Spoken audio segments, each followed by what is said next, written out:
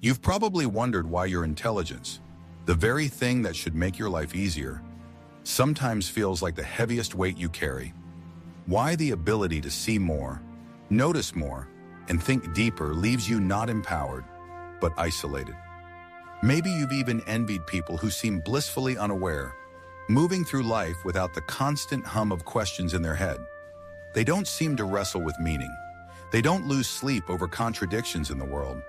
They don't notice every crack in the system. And yet, you do. You see it all. And it's exhausting. You don't need to be told the world is imperfect. You see it every day. It's in the way conversations skim the surface while your mind sinks to the depths. It's in the way headlines are written to provoke, not to inform, and you can't help but spot the manipulation. It's in the way people accept contradictions simply because it's easier than facing what they mean. Plato's allegory of the cave wasn't just about philosophy, it was about the human cost of clarity. Imagine sitting with your friends in a dark cave all your life, watching shadows flicker on the wall. You laugh, you argue, you tell stories about the shapes.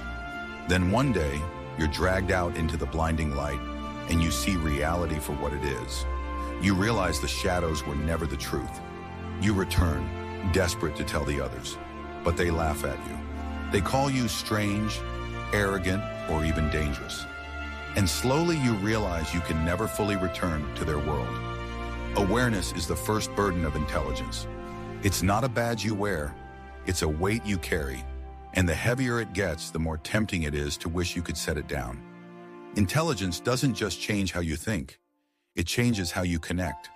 You can be standing in the middle of a room, surrounded by laughter and chatter, and still feel entirely alone.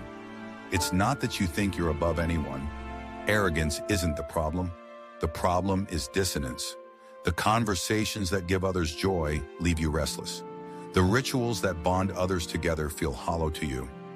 You long for depth, but depth is not always welcome. Nietzsche wrote, "The higher we soar, the smaller we appear to those who cannot fly." When your mind is tuned to subtleties and patterns, small talk feels like static. The jokes feel recycled. The advice feels shallow. And so you nod, you smile, you play along. But inside, you are miles away. The loneliness of the intelligent is not a lack of people. It's the lack of resonance. One of the strange gifts of intelligence is the ability to see patterns before they fully form. You notice small shifts in language, in policy, in behavior, and you sense where they're leading. But this gift has a cost. You live with the weight of futures that others cannot see. You try to warn them, but they laugh it off. You point out the cracks, but they see only a smooth wall. Bonhoeffer once wrote that stupidity is more dangerous than malice, because you can reason with a malicious person, but you cannot reach someone who refuses to think. For the intelligent, this truth becomes painfully personal. You watch avoidable disasters unfold in slow motion, powerless to stop them until it's too late. It's not just the burden of your fears, it's the frustration of watching the world ignore the very things you know will come back to haunt them.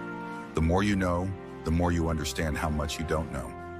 Socrates was called the wisest man in Athens because he admitted his ignorance, and that humility is noble. But it's also exhausting. While others move confidently, even recklessly through life, you hesitate. You see too many variables. You know every choice comes with unseen consequences. And so you analyze, you research, you delay. Opportunities slip through your fingers, not because you're incapable, but because you're unwilling to leap without looking. And looking for you takes a long time.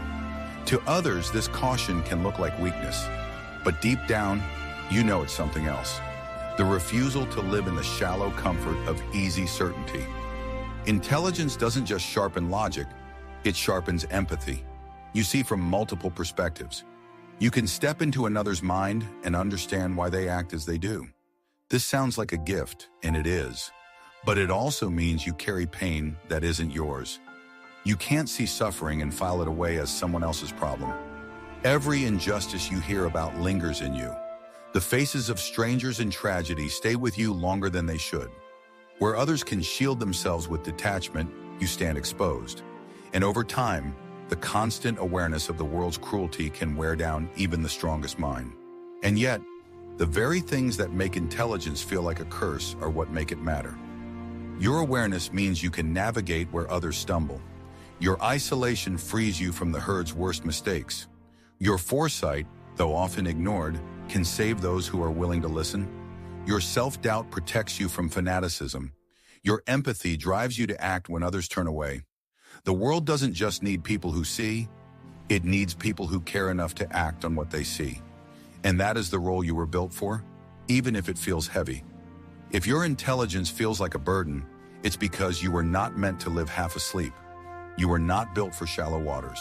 You were meant to carry weight and to do something with it. The challenge is not to make the burden disappear. The challenge is to grow strong enough to carry it with purpose. And in doing so, to light the way for others still trapped in the cave.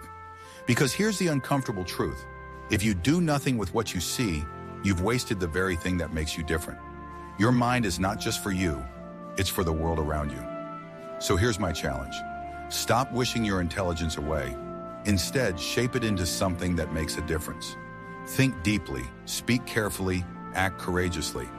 You may never see the full impact of what you do, but others will feel it. And in a world that sleeps, being awake is already an act of defiance.